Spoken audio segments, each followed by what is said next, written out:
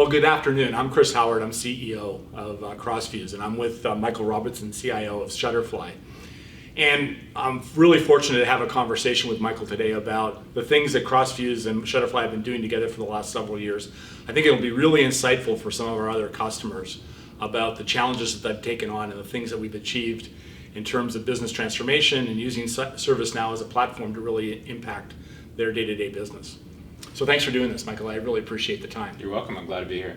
Why don't you give us a little bit of perspective on sort of your information strategy and the kinds of things you're thinking about from digital enablement of the firm to really be competitive and effective in the marketplace? Sure. Well, you talked about the importance of a common platform, and that's very much our core vision within my organization, is to enable wherever possible the processes, the functions within the company with common platforms and common processes. Mm-hmm. So the way we think about it is you can be more differentiated the closer you are to the different customers of different business units, mm-hmm. but there are many process areas, many functions that can really rely on more of a common platform across the whole enterprise that ties it all together. Mm-hmm. And so within my organization, that's what we're working towards every day. Cool.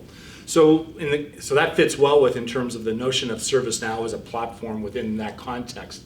Tell me a little bit about how ServiceNow sort of interwebbed itself in terms of those objectives and Sure. how we made progress. Yeah, well, initially, when we first came to be evaluating ServiceNow, we were using another ticketing solution. It was good for its purpose, mm-hmm. but it didn't have the full IT service management breadth of process enablement, and so that was very attractive for us. It was in our vision right from the start to do more than just incident management and request fulfillment. Right. We had the vision of problem management, change management, release management, and getting into enabling it all through configuration management and a real strong focus on the services that are mm-hmm. being delivered. Mm-hmm. And so ServiceNow shared that vision. As we evaluated the solutions available to us, it looked like the best bet. And so far, that vision is playing out. Mm-hmm. It's not been without some hiccups and some challenges along the way, obviously. Yeah. But in general, we're pretty pleased with the direction that we're going. That's great. It's as you well know, all of these platforms and new technology today, it's a journey, mm-hmm. and often it's a journey of discovery to find out. Okay, we need to go 2 degrees to the left now from where we initially thought we were started. Is there any sort of pearls you could share with sort of other leaders in IT about, that discovery process and what's important in terms of either being open to that learning or, knowing that perfection is really not attainable, it's about progress? Yeah. Those are my words. I don't. Well, we very much ascribe within my group to an agile methodology. Right. That itself is a journey right. for our organization, so it's absolutely something we're trying to get better at, but in that spirit of incremental forward progress and looking for where we can get near-term wins that build, mm-hmm. allow us to build and move forward. That's very much the approach of the implementation. So there are, initially we were very much focused on the ticket tracking and the ability to enable NOC and a service desk. We have moved beyond that into problem management and change management. We're sort of knocking these processes down right. as we go. And how did you leverage, or did you leverage Crossfuze and our expertise? We've done almost 3,000 projects on the ServiceNow platform over the last several years.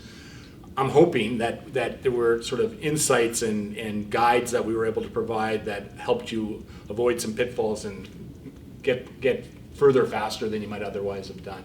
Yeah, I would definitely agree with that. We've been impressed with the Crossfuze resources in terms of the depth of their knowledge mm-hmm. From an architecture and a solutioning standpoint, and I think they've been good partners in helping us see where we can leverage the native capabilities of the solution mm-hmm. rather than getting out into customizations, which we try very hard to avoid. Yeah, we've learned that from prior lives, and, right. and we know the perils of that, especially when you're talking about a SaaS solution. Yeah, hard lessons, right? Yeah. And so the expertise on hand to be able to have an answer right in the moment. Mm-hmm. We don't expect that everyone will know everything, but mm-hmm. we've been pretty impressed with their ability to tap into either their own knowledge and experience or quickly the knowledge and experience of their colleagues to be able to get some answers and provide some consultative direction back to us, and especially in those areas where there's recommendations around how to avoid customizing. Right. Well, that's good to hear. I'm thankful for that. We really pride ourselves on our talented professionals, and it's really great to get feedback that says that indeed they're doing their job. Shutterfly has been through a lot of change, a lot of acquisitions over the last couple of years, and that's always an interesting challenge in terms of trying to integrate other large organizations into an existing organization with their existing systems and platforms and ways of doing business. I know when you did the LifeTouch transaction, they had a competing ITSM solution, and tell us a little bit about how you made it through that journey and got to land on a solution and get buy-in from your new colleagues. Sure. So there are a couple things there. Again, back to the premise of where can we leverage a common platform. There was a vision that was broadly held as we completed the acquisition and began to look at the opportunities. Again, there's a lot about LifeTouch that is very unique and specific to the markets that they serve and the lines of business that they have. But under the covers, there's a lot to be gained by being able to enable this company with the same set of processes and technical platforms that we're using elsewhere. And so with that in mind, it was a question of, do we all get into one or all get into another? We really did not want to maintain two different IT service management solutions in parallel. And so as we looked at it, there were a couple pretty compelling feature functionality differences. Notably, we have a very large Mac user population, and so the ability to offer to all of our users a solution that would work equally well for them, browser-based, and not require thick client usage was very important. The ability, even from an administrator standpoint, to have a browser-based thin client solution was compelling. And again, down to the richness of the solution capability, the breadth of processes that are supported.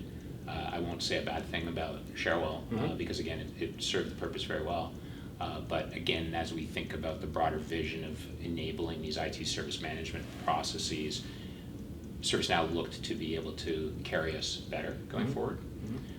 Also, it's worth noting that the solution had been fairly highly customized. And so again, not a good candidate for bringing the rest of the organization onto it. Right. So that's an interesting set of system and technical choices, and it makes it clear what might the best solution be. But you've got a whole bunch of people on the other side of that equation. What was the challenge, and how did we maybe together figure out how to affect organizational change management and adoption by your new colleagues at LifeTouch? Yeah, and that was the second part of your question, because having the solution and maybe objectively the clear leader is often not enough. Sometimes it's a little bit of a religious argument, or at least just having people go through the change curve because they're not used to the new product, and there's some trepidation, and there's some feeling that they know this. Part of their inherent worth is the knowledge that they have of the system that they are using. So I think a couple parts. One is I'll credit my team with doing a great job, Ryan, Paul, Melanie, for working with the local teams to have them see what the possibilities were with the new solution, and where we could do more than just lift and shift functionality or capabilities that they were enjoying, but also open up some new opportunities or get some new synergies or benefits from it. And I mean synergies in the sense of efficiencies in the process, not getting out of a lot of the manual work that was in between the use of the old solution. Right. And so that's a set of steps that you can't shortcut. Right. It takes the time to work through with those teams to have them see what the new world would look like. And this is an area where, again, I think the Crossfuze consulting team was very helpful. Oh, great. In helping us socialize and share what the future could look like. Right. Yeah, we're finding, interestingly enough, in companies like yours, almost every client that we touch these days, the adoption issue, frankly, the organizational change is as big a hill to climb as any technical challenges that we might be faced with. So it's becoming a bigger part of almost every engagement that we find ourselves involved with. So I'm not surprised to hear that story, but it's great that you were embracing that from the very beginning, because I think it's easier to get through that knothole. We try to embrace it, but you're right. I think it's an area that we collectively, probably everyone who's watching this, habitually under resources. Yeah. And so it's something that you either begin with a plan to do it, or you end up having to do it in the end. And we are still trying to get better at doing the former. Right. It's those soft things that are always hard to pinpoint investments on and make yourself feel really good about them until you're in the middle of it, right? Right. Yeah. Interesting. You're in the middle or I guess just at the close of another acquisition integration, and I'm assuming there was a bunch of lessons learned from the LifeTouch thing that you were able to be more effective and efficient in this newest one. Is there any new insights there? Yeah, the LifeTouch integration still is very much underway, but real-time lessons that we have drawn out, we are trying to apply as we look to bringing Snapfish and Cafe Press into the fold. And so, one of the things to note about that company is that it is really two companies that are in their own process of integrating. LifeTouch was in the process of integrating its own set of business units, and so it's kind of fractal as we've gone through this. So all the lessons around change management and the importance of understanding the human impact, what will be the change for the end users is key. Also, to the extent possible, going quicker rather than more slowly, because the amount of friction that the whole organization has to live through in the interim, it is very painful. Right. And I think in retrospect, many times we look back and say, we should have gone faster, all other things being equal. Right. Yeah. Yeah, we ourselves did our own acquisition that we closed in April of 2019, and we purposely, sort of having done it before, sort of applied some of those principles of how do we integrate as fast as possible, and where can we pick those spots to go maybe at hyperspeed to demonstrate that it is possible. And I'm knock on wood, I'm happy to report that our plan was exceeded in terms of our ability to get there, but it was enabled because we had a very light culture that we were integrating with, which makes all the different people, makes all the difference in the world.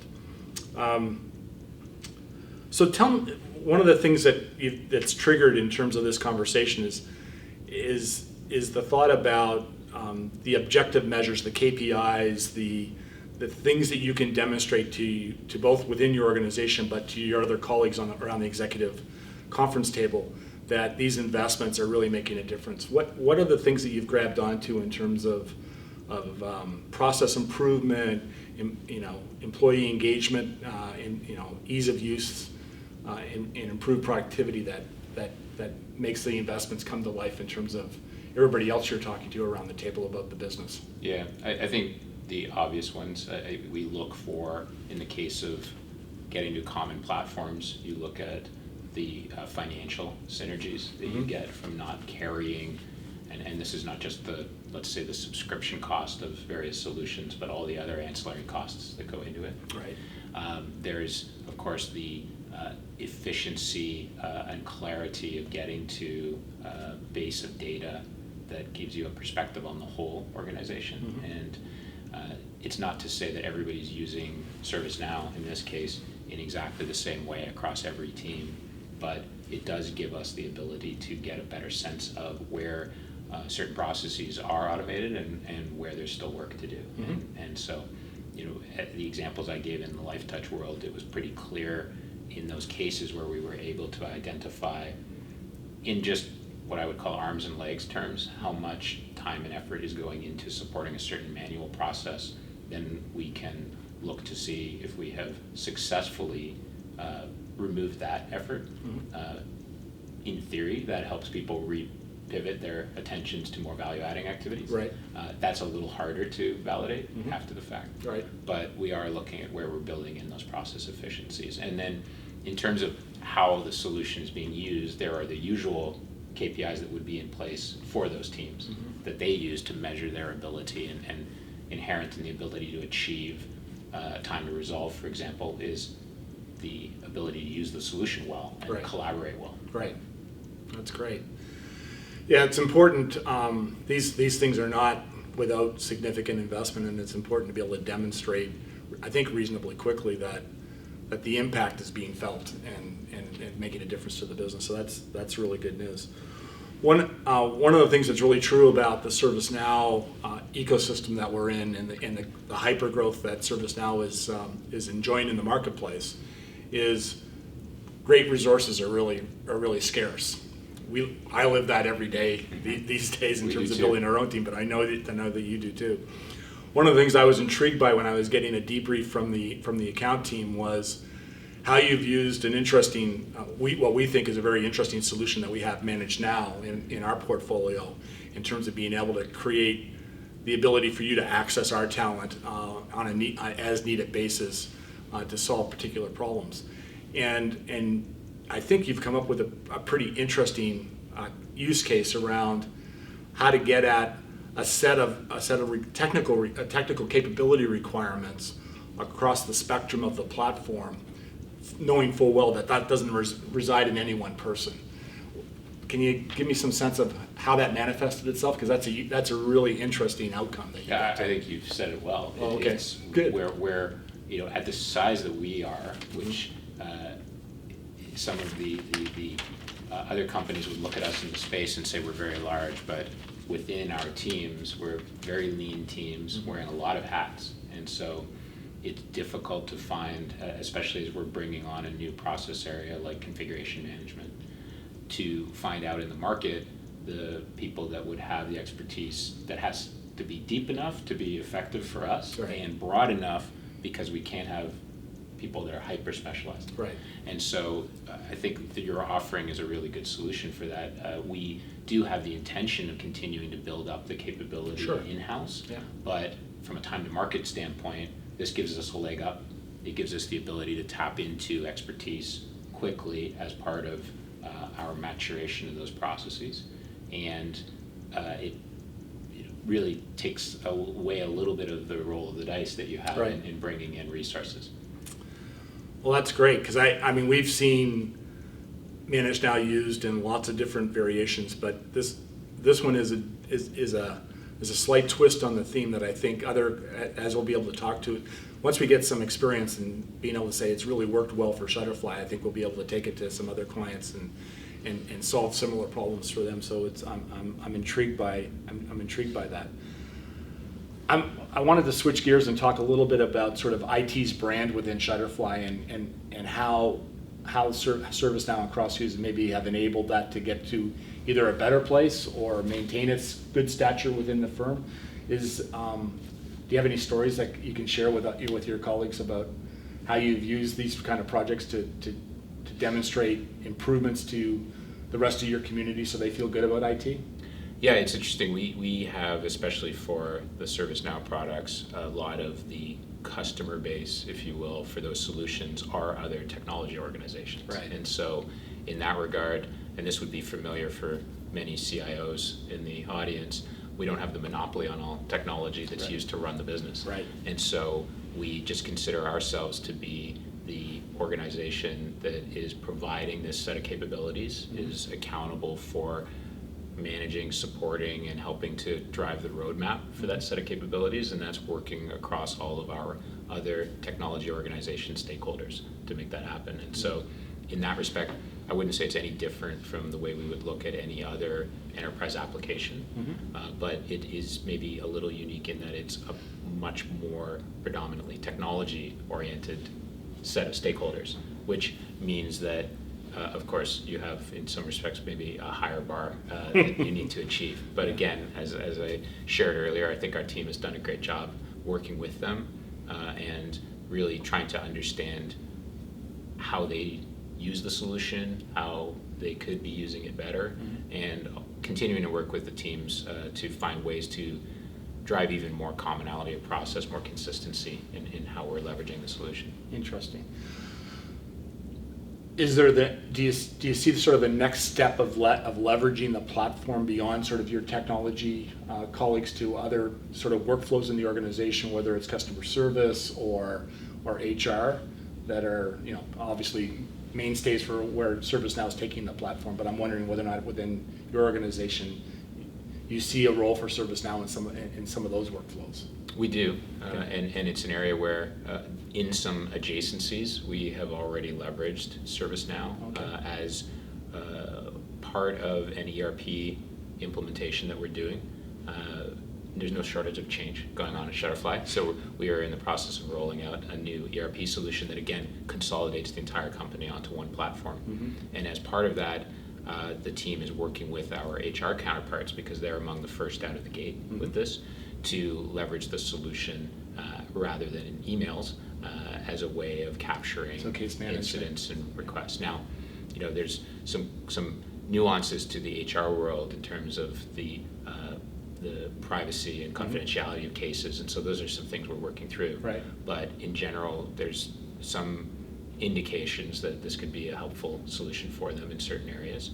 And also as a result of the California Privacy CCPA that came in at the beginning of the year, we have been leveraging ServiceNow in conjunction with our customer cares organization to ensure that there's a fluid transfer from the front-facing customer care world, where we're dealing with customers, to the back-end teams that then need to do something from a data standpoint. Right.